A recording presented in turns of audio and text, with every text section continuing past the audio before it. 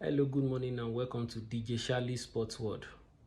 Yes, we had a big one yesterday in the English Premier League, a giant match between Arsenal Football Club and Manchester United, two of the biggest clubs in England.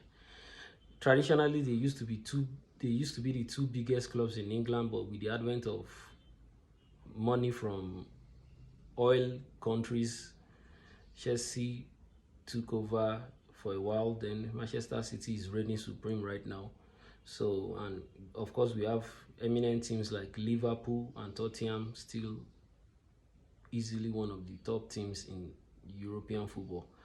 So, yesterday, Arsenal and Manchester United capped off a thrilling Premier League weekend of football.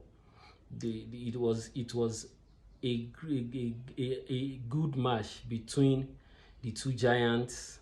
It was cagey at first in the first half because Manchester United sat back and they were trying to play out from the back.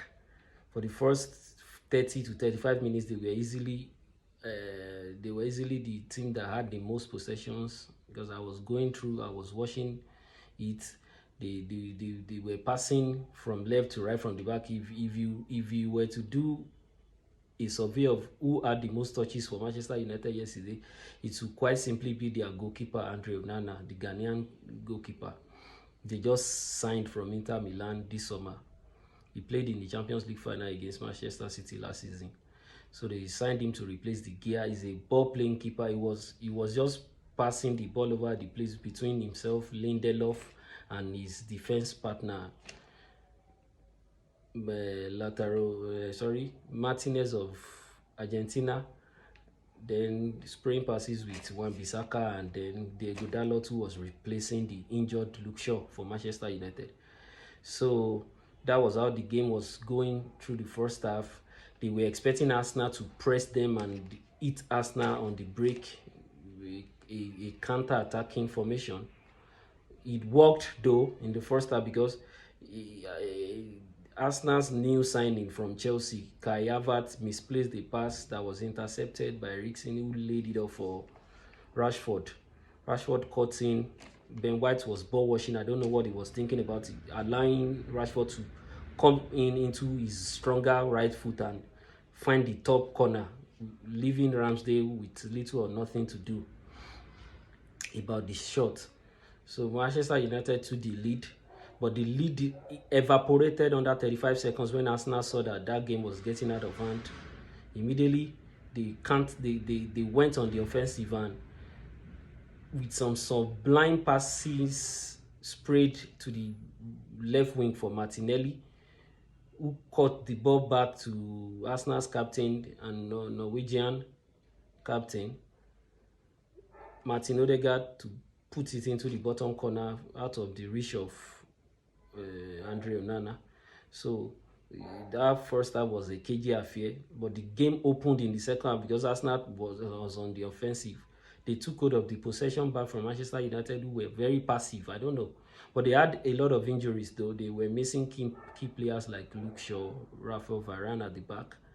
So, and they were missing their newly signed midfielder from Chelsea, Mason Mount. Then the new boy, Ojlund, the new 20-year striker they bought from Atalanta, was on the bench. So Matia was playing for him, and Matia, as it is right now, is a terrible footballer. So I wouldn't say their game was tip-top because of all those injuries.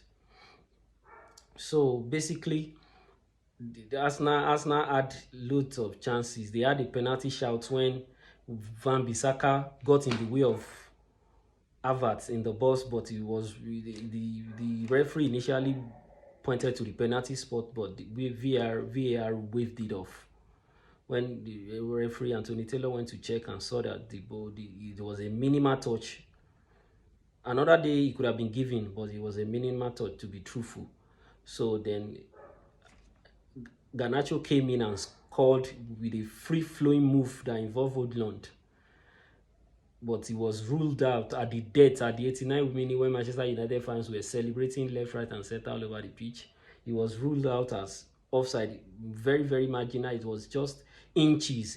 His feet was a little bit ahead of Gabriel's feet. So he was ruled out for offside. And immediately, from a set piece. Manchester United were caught watching, and Rice, Declan Rice, the new Arsenal midfielder, the prodigious midfielder from West Ham, scored a wonderful volley to put Arsenal ahead. He was helped with a lucky deflection from Johnny Evans. I don't know what Evans was thinking about there. So, but the ball just squirmed past Onana. Onana could have done better. My opinion was De Gea would have saved that ball. De Gea is a better shot stopper than Andre Onana, though. So Nana led that ball in. Then Manchester United overcommitted looking for an equalizer. Then the Arsenal broke them apart for the third goal. A free-flowing move that saw the ball broke open for Fabio Vieira in the midfield. He didn't think twice before laying the ball off for Gabriel Jesus, who was so composed. He turned Diego Dalot out and then placed the ball to the right side of the keeper, Andre Onana. A composed finish from the Brazilian wizard, who just got back from injury and started on the bench. Gabriel Jesus came in to score a superb third goal for Arsenal Football Club. So that's my basic run through. Then I'm going to go through the player ratings for both teams. Starters for Arsenal, I'll start with the goalkeeper, then continue upward the pitch. Ramsdale, he had a solid game. He didn't have much to do except keep the ball out of the net from a fine Rashford strike. So I'll rate him as 7. Ben White, I don't know what he was doing watching Rashford. Maybe he was intrigued by Rashford's flat foot. So I don't know what he was watching there to let Rashford score that goal. I'll give him a 6. Saliba too, he was culpable for the goal too because he could have assisted White more than he did. So I'll give him a 7. Then Gabriel, the Brazilian defender who has been on the bench for the first 3 matches of the season. I don't know what Arteta was thinking about. Tinkering with the formation and putting Partey at the right back. I don't know what he was thinking about because Gabriel is easily one of the most consistent central backs in world football right now. So I'll give him a 8. An 8 rather. Zinchenko was playing his regular inverted left back role, joining the midfield from the left back, and is the best in the world at that. I'll give him a 7. He had a steady showing because Anthony on his wing was practically ineffective. So then the midfielders, Havertz, I'll give him a 4. He was terrible. He lost possession for Manchester United goal.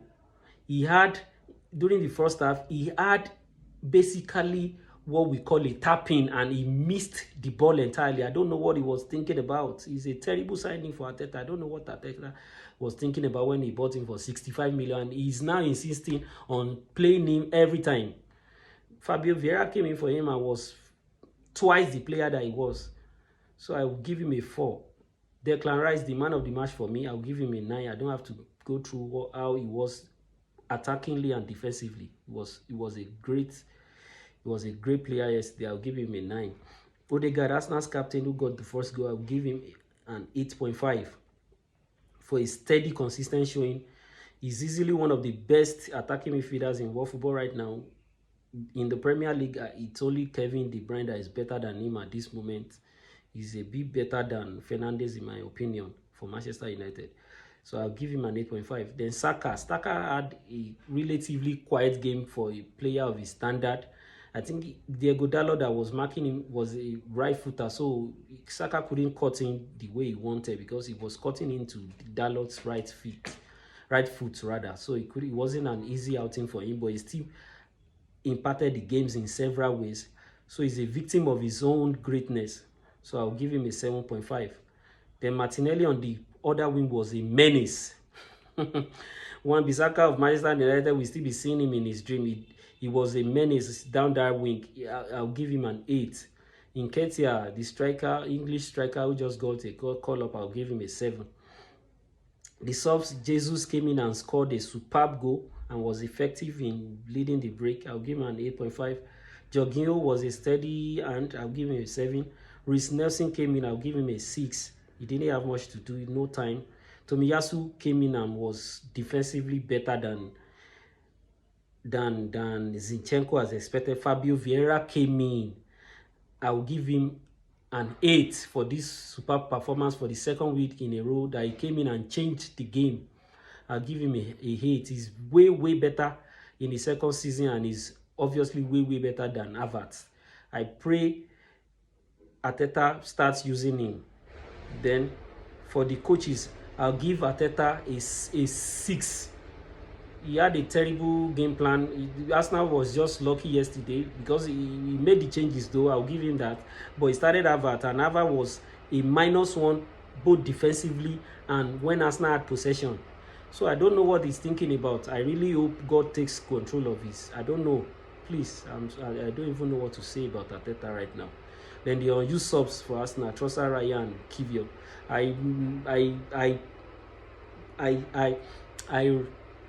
I'm emphasizing them because see the caliber of players I just said. Trossard, Raya, and Kivior, established international players that didn't even see the field for Arsenal. This wouldn't have happened years past when Arsenal's substitutes were relatively terrible players or youth players that are not matured enough. So Arsenal has a complete squad right now, and they were even missing Thomas Partey. For me, their best midfielder, even better than Declan Rice right now, because Declan still has a little bit to do to be better than Partey for me. So Manchester United started as Onana, give him a 5. He's a terrible goal shortstop. I don't know what they saw in him. He could have stopped 2 of those goals, especially the first and the second goals. I don't know what he was doing. So they were overhyping him. He's a good ball player for a goalkeeper, but he was even misplacing passes all over the place yesterday. So I'll give him a 5. Van Bissaka, I'll give him a 7. He made some tackles on Martinelli. Then I'll give Lindelof a 6, average showing. Martinez a 6, average showing for a man of his talent. Diego Dalot was better because he kept Saka a little bit quiet. I'll give him a 7. Eriksen was, to me, the best outlet for Manchester United yesterday. He had an assist for Rashford's goal. I'll give him a 7. Casemiro, I'll give him a 6. He was overrun in the midfield by a younger, fresh-leg player in in Declan Rice. So I'll give Fernandes a 6.5 because he was also overrun, but he made some tackles at the right moment. I'll give him 6.5. Rashford, I'll give Rashford a 7.5 because aside from his goal, he was a little bit lackluster. He was a little bit out of the game, but for his goal. Anthony is another terrible, ineffective showing from him. I'll give him 5.5. Martial, ineffective. I'll give him 5. The subs, Evans 5. I don't know what he's doing in Manchester United right now. I don't know what to say about that. I don't want to go into that now. I'll give him a 5. Garnacho, I'll give him a 7 because he scored and he was unlucky for it to be ruled out because it was a good composed finish from him. Then Odlon came in and head the ball up well. He wanted to show his muscle with Gabriel, but Gabriel was not having any of it, so I'll give him a 7. Maguire, I'll give him a 5. It was average as usual. So I'll give Ten Hag a 6 for nagging after the match and complaining about the referee, about the VR decision where he saw the line drawn himself and he saw that it was offside. So I don't know what he's talking about. Then he was also claiming that Odlon should have had the penalty. I don't know what he was saying. So I don't know. It's a terrible press conference from him. Then Anthony Taylor, the referee, I've given him a 7 for his steady showing. Arsenal had penalty call. He waved that off. He followed VAR for Garnacho's disallowed goal, so he wasn't booking anybody anyhow. So I'll give him a 7 for a composed outing. So that is about that. For more of this good, entertaining, educative, and insightful opinions, click the link and subscribe below to my YouTube channel at DJ Charlie Sports World. Thanks and God bless.